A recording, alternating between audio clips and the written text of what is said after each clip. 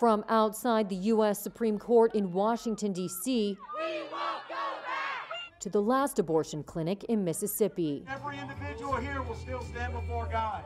A shockwave across the nation Friday as the U.S. Supreme Court overturned the landmark 1973 Roe v. Wade ruling that recognized a woman's constitutional right to an abortion, handing a momentous victory to Republicans and religious conservatives who have fought for decades to ban the procedure. It just stuns me. President Joe Biden condemned the ruling, calling it a sad day for America. The court has done what it has never done before, expressly take away a constitutional right that is so fundamental to so many Americans. In a 6-3 ruling powered by its conservative majority, the court upheld a Republican-backed Mississippi law that bans abortion after 15 weeks of pregnancy.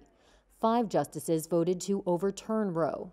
Conservative Justice Samuel Alito wrote that the Roe decision to allow abortions was wrong because the U.S. Constitution does not specifically mention abortion rights. Justice Clarence Thomas went further, urging the court to reconsider past rulings protecting the right to birth control, legalizing same-sex marriage, and invalidating state laws banning gay sex. With this decision, the conservative majority of the Supreme Court shows how extreme it is, how far removed they are from the majority of this country. They've made the United States an outlier among developed nations in the world. But this decision must not be the final word. Biden called on Congress to restore abortion rights as law and said his administration would work to protect reproductive rights. Opinion polls show a majority of Americans support abortion rights, and yet 26 states are now poised to ban abortion, with 13 states ready with trigger laws to ban abortion with Roe overturned. U.S. President Joe Biden signed into law Saturday the first major federal gun reform in 3 decades. God willing, it's going to save a lot of lives. The law comes the same week as a Supreme Court ruling that moved to broadly expand gun rights, ruling that Americans have a constitutional right to carry handguns in public. The law does not go as far as Democrats, including Biden, had hoped for. It does not ban sales of assault-style rifles or high-capacity magazines. However, it does take some steps that would help states keep guns out of the hands of those deemed to be a danger to themselves or others, and block gun sales to those convicted of abusing unmarried intimate partners.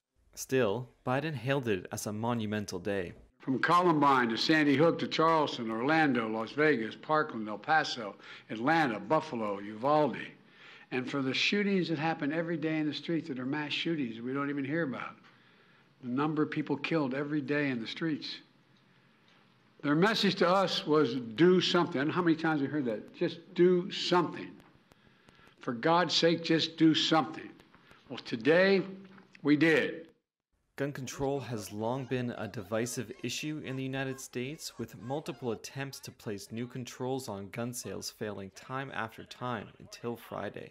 What some Democrats called a modest first step bill followed mass murders last month at a supermarket in Buffalo, New York, and at an elementary school in Uvalde, Texas. The House voted 234 to 193 on the bill Friday. Only 14 Republicans backed the measure. It's time when it seems impossible to get anything done in Washington. We are doing something consequential. If we can reach compromise on guns, we ought to be able to reach compromise on other critical issues, from veterans' health care to cutting-edge American innovation and so much more. Biden said he would host an event in July for victims of gun violence to mark the bill's signing. From Columbine to Sandy Hook to Charleston, Orlando, Las Vegas, Parkland, El Paso, Atlanta, Buffalo, Uvalde. And for the shootings that happen every day in the streets that are mass shootings we don't even hear about. The number of people killed every day in the streets. Their message to us was do something. I don't know how many times we heard that. Just do something. For God's sake, just do something. Well, today we did.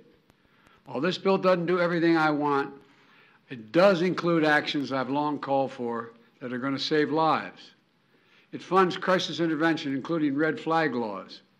It keeps guns out of the hands of people who are a danger to themselves and to others.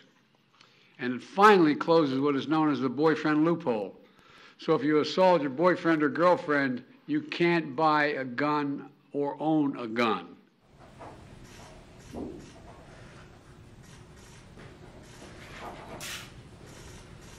God willing, it's going to save a lot of lives. Thank you all so very much.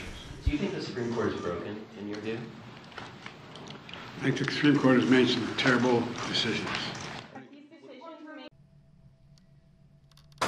The U.S. Supreme Court's ruling striking down New York State's limits on carrying concealed handguns in public has widespread implications and is likely to provide ammunition to challenge other U.S. gun regulations. It was a great day, and it's a great day for freedom in the United States. Tom King is president of the New York State Rifle and Pistol Association, the plaintiff in the Supreme Court case. It's a huge victory for the lawful gun owners of New York State. And it's going to change the playing field from here on out. Thursday's 6-3 ruling, authored by conservative Justice Clarence Thomas, declared unconstitutional a New York law that required people to have good cause to obtain a permit to carry a concealed firearm. It was a dangerous ruling, said Michael Waldman, president of the Brennan Center for Justice at NYU's law school. It's sweeping. It will have a big impact. It will mean more guns and more violence and more crime in all likelihood. King disagrees. You know, I would say that the crime is probably going to go down. You know, there's an old saying that an armed society is a polite society. And I think you're going to find that's the truth. The Supreme Court's decision also clarified for future cases how courts must assess whether regulations are valid under the Second Amendment. Because many other gun statutes are not easily comparable to historical restrictions under the Second Amendment, it could make them vulnerable to legal attack. These include bans on assault-style weapons and high-capacity magazines. Thursday's ruling did make some concessions, acknowledging that governments could enact prohibitions on firearms in certain sensitive places. The court did not specify that something like the subways, for example, is a sensitive place. It was very unclear on that.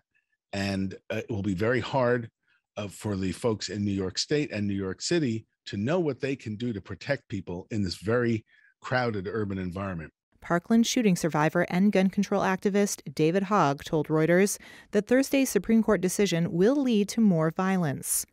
There are many people who we work with who support the Second Amendment, and many Americans who support the Second Amendment and do not support this interpretation, this grotesque misinterpretation of the Second Amendment that is only meant to sell more guns instead of promoting a well-regulated militia. 45,000 Americans dying every year from gun deaths is not what a well-regulated militia looks like. This will lead to more shootings. This will kill young people. It will kill old people. And it will endanger people's lives. The ruling came just weeks after mass shootings in Uvalde, Texas and Buffalo, New York killed more than 30 people, including 19 young children. After weeks of bloody battle, Russian forces have taken the eastern Ukrainian city of Severodonetsk. Ukraine called its retreat from the city a tactical withdrawal to fight from higher ground in Lysychansk, now a focus of Moscow's attack, according to pro-Russian separatists. Once home to more than 100,000 people, Severodonetsk is now a wasteland. Its fall, Russia's biggest victory since capturing Mariupol last month. Ukraine's military intelligence chief told Reuters that Ukraine was carrying out a tactical regrouping by pulling its forces out of Severodonetsk to higher ground across the river. He said Russia's tactic is to wipe the city from the face of the earth. Given the conditions, holding the defense in the ruins and open fields is no longer possible, so the Ukrainian forces are leaving for higher ground to continue the defense operations. On Saturday, civilians in the region boarded buses and trains, fleeing the violence as the city fell. One woman called the situation in Lysychansk a horror, thanking the soldiers who evacuated her, saying otherwise she would have died. As Europe's biggest land conflict since World War II entered its 5th month, Russian missiles also rained down on western, northern, and southern parts of the country. In Donetsk Saturday, relatives mourned a woman they said was killed in her apartment by a shell fragment. Neighbors said her body was in pieces as it was carried out. Russia has denied targeting civilians. Thousands have been killed and millions uprooted since Russian President Vladimir Putin sent troops over the border on February 24th, stoking an energy and food crisis that is shaking the global economy. In a Saturday night address, Ukrainian President Volodymyr Zelensky said Ukraine would win back all the cities it had lost to Russia, including Severodonetsk.